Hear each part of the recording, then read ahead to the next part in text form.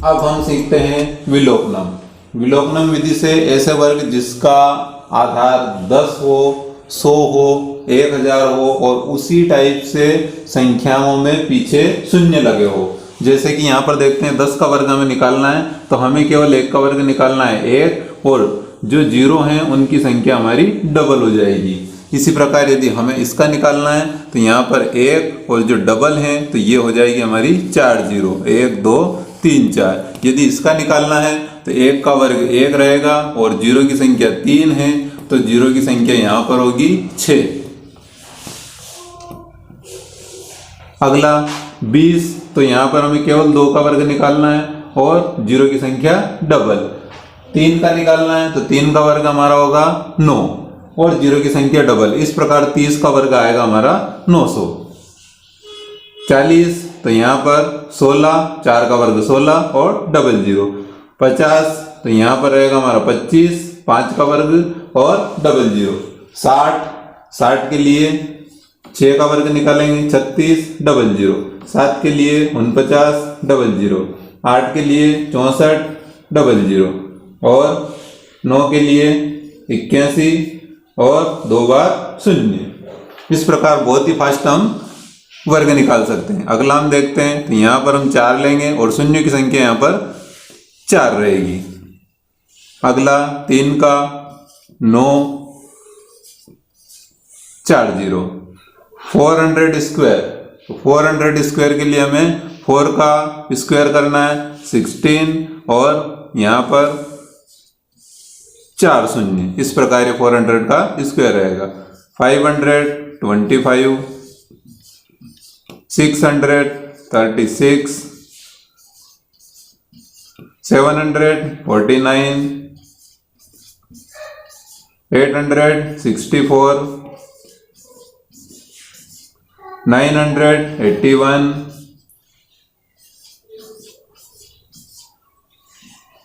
अगला यहाँ पर 2 का देखते हैं 4, जीरो की संख्या 3 और 3 6, क्योंकि यहाँ पर 3 है तो इसका हमें दुगना करना पड़ेगा। तो इस प्रकार देख सकते हैं आप कि कितने जल्दी हमने यहाँ पर इतने सारे वर्गों को निकाल दिया है। तो ये होते हैं शून्य वाले, जहां पर आपकी संख्याएं शून्यान्त हो, जिसका अंत शून्य पर हो। अब हम सीखते हैं इसके बीच वाली संख्याएं, जहां पर अंत शून्यान्त संख्या के बाद में हम अब यहाँ पर ये दूसरे वर्ग लेते हैं और इनको देखते हैं कि वैदिक गणित हमारी वर्ग में किस प्रकार सहायता करती है, किस प्रकार हम कुछ सवालों को बहुत ही सरलता से सीख सकते हैं। तो सबसे पहले हम देखते हैं 1 का वर्ग, तो यह 1 रहेगा। अगला हम देखते हैं 11 का वर्ग, तो हमने अभी सीखा है कि यदि 1 ही हो संख्या में, सभी अंक 1 हो, तो हमें यहाँ पर 11 दिए, इसका मतलब यहाँ पर 2 बार 1 है तो हमें 2 तक गिनती लिखना है और फिर हमें अवरोही क्रम में संख्याएं लिखना है। तो यहाँ पर रिटर्न जाने पर हमें 1 मिलेगा। अगला हम देखते हैं 21 का वर्ग, जो कि एक सूत्र की सहायता से भी हम निकाल सकते हैं, a वर्ग 2ab और b वर्ग, क्योंकि यहाँ प्लस रहते हैं, लेकिन इस सवाल को हमें वर्ग निकालना है इसलिए यहाँ प्लस नहीं लगाएं।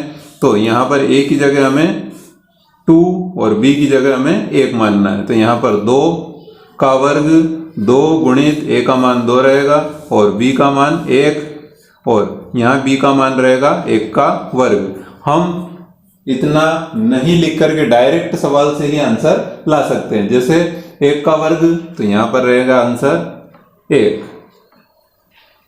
अगला है 2ab, अर्थात इन दोनों का गुणा करना और उसका दुगना, तो 2 एकम 2 और इंटू 2, 2 दूने 4 और फिर 2 का वर्ग करना है, ये 2 का वर्ग, तो यहाँ पर रहेगा 4। अगला 31 का वर्ग, हम इसको देखते हैं। सबसे पहले 1 का वर्ग करेंगे, 1 एकम 1, 3 का गुणा 1 में करेंगे, 3 एकम 3 और उसका दुगना करेंगे 6 और लास्ट में 3 बचे तो 3 का वर्ग 9। अगला देखते हैं 41 की घात 2, तो यहाँ पर 1 का वर्ग 1, 4 का गुणा 1 में करेंगे, 4 एकम 4 और फिर दुगना 8, 4 का वर्ग करेंगे 16। अगला 1 का वर्ग करेंगे 1, 5 का गुणा 1 में, 5 एकम 5 और दुगना करेंगे 10, तो 10 यहाँ पर लिखना है लेकिन हमारा 1 हासिल रहेगा।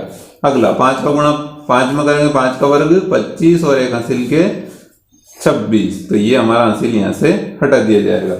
अगला 1 का वर्ग करेंगे हम 1, 6 का गुणा 1 में 6 कम 6 दुगना करेंगे 12, 12 की यहाँ पर 2 हासिल हमारे 1, 6 का वर्ग 36, 36 और 1 हासिल 37। इस पर बिना सूत्र में रखे हुए भी अवलोकन देखते हुए इनको जो है वर्ग निकाल सकते हैं। अगला हम 1 का करेंगे 1, 7 का 1 में 7 एकम 7 दुगना करेंगे 14, 14 की यहाँ पर 4 हासिल 1, 7 का वर्ग 49 और 1 50। अगला हमारा 1, 8 का गुणा 1 में करेंगे 8 एकम 8 2a भी है तो दुगना भी करना पड़ेगा 16, 16 की यहाँ पर 6 हासिल रहेगी 1, 8 का वर्ग 64 और 1 65। लास्ट में 1, 9 का गुणा 1 में करने पर 9 एकम 9 दुगना करने पर 18, 18 की यहाँ 8 हासिल 1, 9 का वर्ग 81, 81 और 1 82। इस प्रकार हम आसानी से इनके वर्ग निकाल सकते हैं। अब हम देखते हैं समान संख्याओं पर। तो हमने कुछ समान संख्याएं पहले भी सीखी है। अब ये देखते हैं, वहां पर हमने 3, 6 और 9 लिए थे, यहाँ पर ये 22 है। तो इसको भी इसी सूत्र से करेंगे तो 2 का वर्ग हमें करना है, तो यहाँ पर रहेगा हमारा 4, 2 का गुणा 2 में करेंगे 2 दूने 4 और 4 के दुगने 8 और लास्ट में इस संख्या का हमें करना है तो 2 का वर्ग रहेगा हमारा 4। अगला देखते हैं 6, तो 6 का वर्ग रहेगा हमारा 36 हासिल 3। अब 6 का 3 में 18 और 18 के दुगने होते हैं 36, 36 के बाद 3 हासिल है 37, 38, 39। तो यहाँ पर रहेंगे 39 और हासिल 3। अगला हमारा नंबर बचा हुआ है 3, तो 3 का वर्ग करेंगे 9 और 10, 11, 12।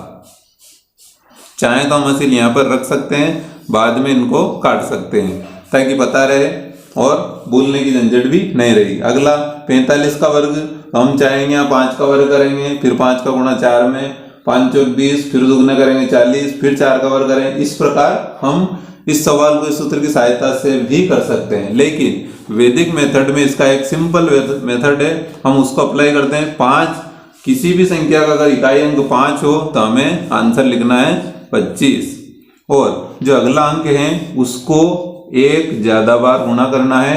4 से आगे 5 आएंगे तो यहाँ पर 20 हमारे डायरेक्ट सोल्व होगा। तो यही वैदिक गणित है, यानी कि चीजों को सरल बनाएं। अगला 97 का स्क्वायर, ये भी इस सूत्र से भी हो सकता है। 7 का वर्ग 9 गुणित 7, फिर दुगना और फिर 9 का वर्ग। इसको सरल बनाना है तो हम इसके लिए 97, क्योंकि यहाँ पर बेस हमारा रहेगा 100, 97 का वर्ग निकालना है तो 97 बेस हमारा 100 रहेगा, इसलिए यहाँ पर लाइन के पीछे 2 अंक होना चाहिए। तो 97 100 में से 97 घटाने पर हमें प्राप्त होंगे 3 और 3 का ही हम वर्ग करेंगे।